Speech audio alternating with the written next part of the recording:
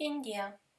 According to the official history, India doesn't have any historic records of its own, and that's why there was a necessity for the foreigners to come and tell the Indians what was their history. And the British did it with a very efficient method that they found to be working very well in other areas of the world already.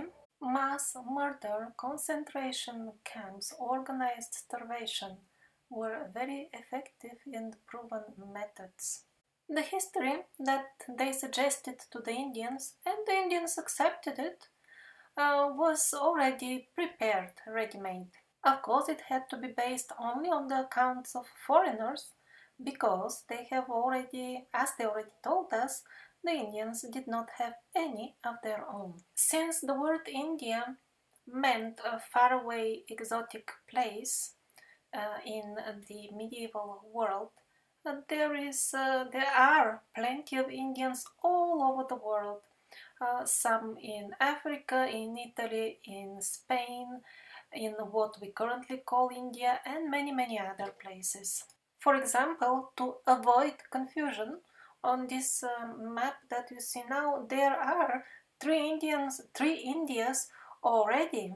India 1, India 2 and India China. You can select any one you wish according to your taste. One of them is on the place of what we currently call India, and if you feel that you need more variety, you can go to any of the other two, which are also somewhere in Asia, like in the region of Persia. And all the stories and events in the Indian history were prepared, fabricated already beforehand. Wild fantasies tell us how Alexander the Great, for example, reached India. And this is a most authoritative description given by Aristotle himself.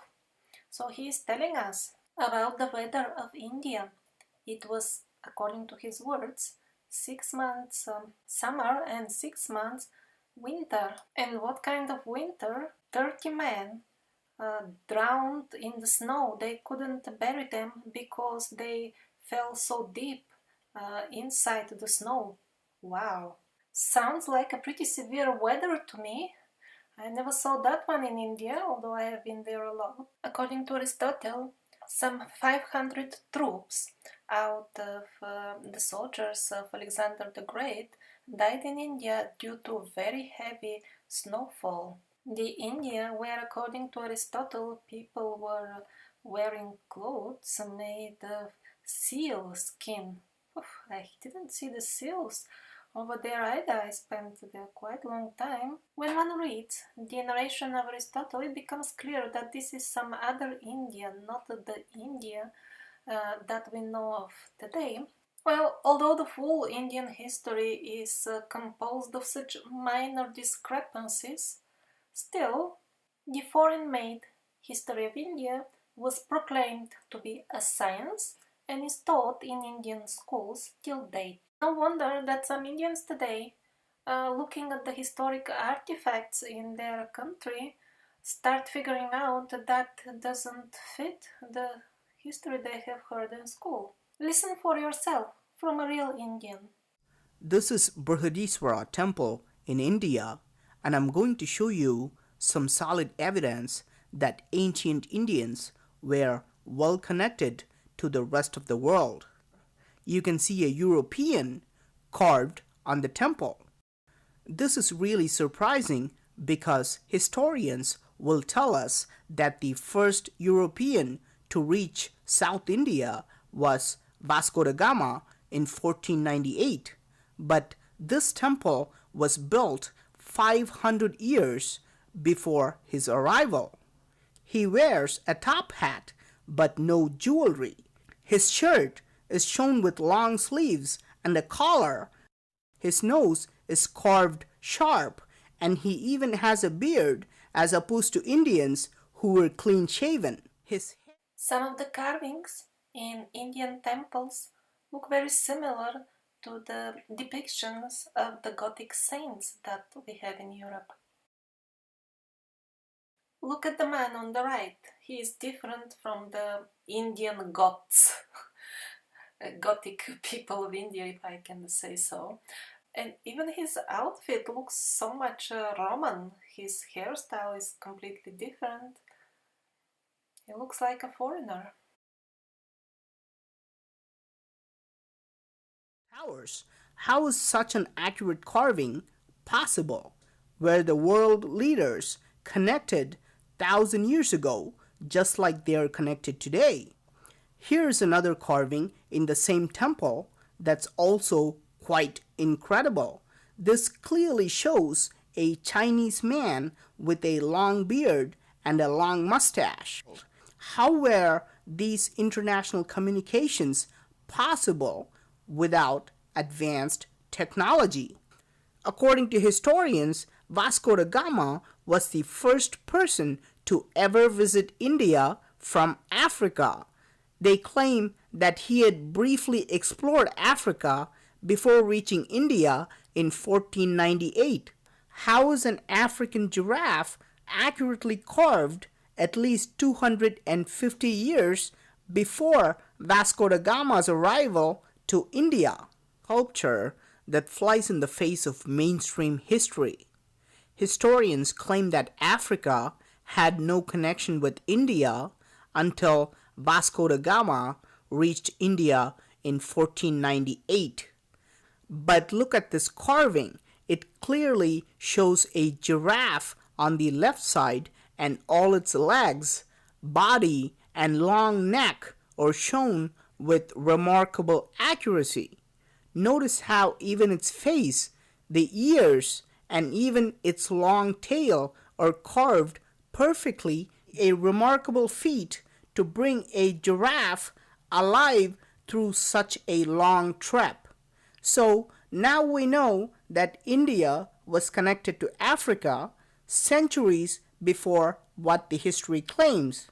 It also proves that ancient Africans had a very advanced civilization that was capable of making journeys to other continents. Thanks to the Indian sculptor for carving such an accurate scene, because without this, we would just be depending on mainstream historians. An Indian king sitting on an elephant on the left side. You can even see another person sitting in front of him who controls the elephant. On the right side, you can see several people wearing long skirts standing on the ground. The clothing and faces are carved distinctly different from other Indian sculptures to show that they are African people. It also looks like they are lifting a few other people who are giving something to the Indian king. We are in Ellora Caves in India, and I'm going to show you a Vimana, which is an ancient flying device. You are in for a big surprise. According to the scripture, he uses a flying object called Pushpaka Vimana. During this flight, he was attacked by a bird called Jatayu, which is also shown in the carving. There is no guesswork involved here because it's all documented in the Hindu epic Ramayana. Surprisingly, this device looks very similar to a modern-day jetpack. First, notice how firmly Ravana is fastened to the Vimana using plenty of straps. In his safety harness, there are 1, 2, 3, 4. Now, there is also a circular object carved on this Vimana that's very similar to a modern-day propeller. You can even see the spinning blades of the propeller. Remember that this is a side view of the scene, which shows only one side of everything. This means that there could have been another propeller on the other side for balance. Again, notice the similarity with the modern-day jetpack that uses two rotors on either side. In fact, in the Hindu epic Ramayana, the author mentions 6 working airports in Sri Lanka which were used by Ravana. It is also mentioned that he used several flying devices of different sizes and power. It just seems impossible that sculptors could carve such a vivid scene purely from imagination. I think we have to accept that at least it's more likely that these remarkable details were carved from experience rather than imagination. Now, Survivors does not equal Caucasians. Yes, originally the people who survived and populated Europe in the beginning, those were definitely Caucasians, many of them were blonde, but that doesn't mean that there weren't other Caucasians already, uncivilized ones. Hopefully, a thorough research of the Book of Bellis will answer this question. It is an ongoing project right now.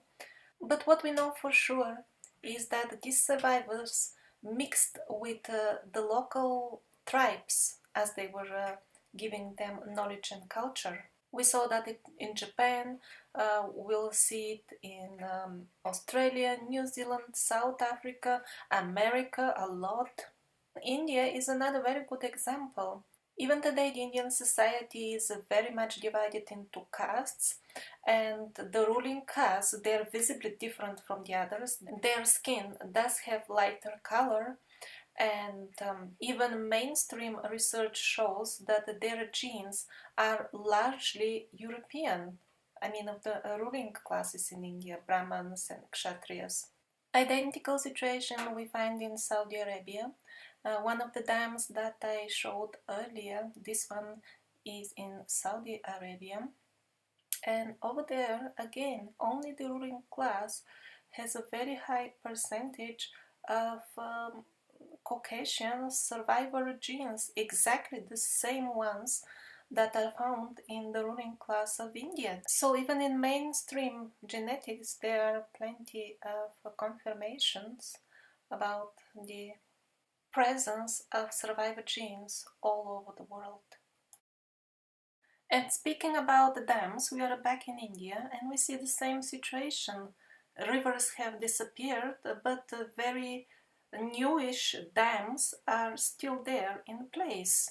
Another major topic that I will start discussing in this series of videos is that we're seeing traces that there have been global cataclysms much closer in the timeline to us than we are usually accustomed to thinking. We always say, oh, those things were 10,000 years ago.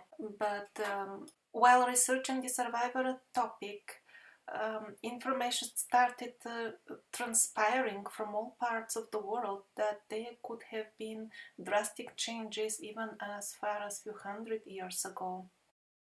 This is a close-up of these dried riverbeds that have dams still on them. This river is caught in the process of disappearing. And now let's go to the Barabar caves in India. Wikipedia hurries to assure us that they were chambers for worship. The worshippers were congregating. Well, I'm not sure about the worshippers' fairy tales. It looks more like a bunker to hide from something, or like a storage place, because constant temperature would be more or less constant, would be maintained in this artificially created cave.